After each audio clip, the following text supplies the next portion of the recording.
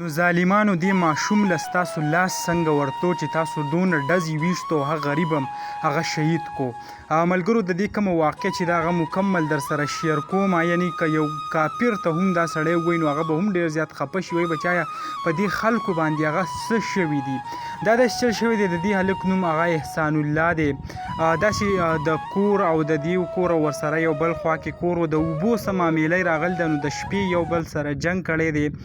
داسې عام لکه موږ وګورو روټین کې نن سبا خو بیا خلک وایي روژه ده او روژې کې چې کم دی بیا خلک وایي دماغ کار نه کوي، خو دوی ځان له کار کتلی دی. خو خیر دا واقع در سره شیر کومه.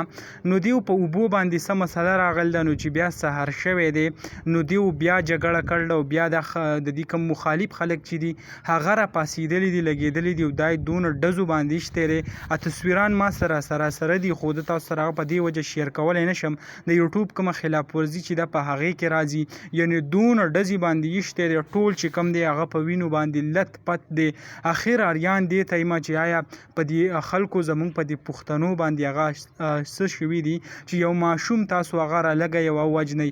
یعنې د میټرک کې و، یعنې په 10م کې هغه سبق ویلو، تقریبا که موږ وګورو 15-16 سال د هغې عمر راځي. بلکې والدین چې کوم دي هغه هم په سعودي عرب کې دي دا وخت. ډېر زیات یو افسوسناک خبر چې کوم دی هغه راغلی دی او په دې روژه کې چې کوم دی داسې یو قتل کړی شوی دی، یو ماشوم هلک چې دی هی بې ګناه وجلی دی. نو کوم دغه معلومات چې راغلي و نوي ما غوښتل تاسو سره شریک کم.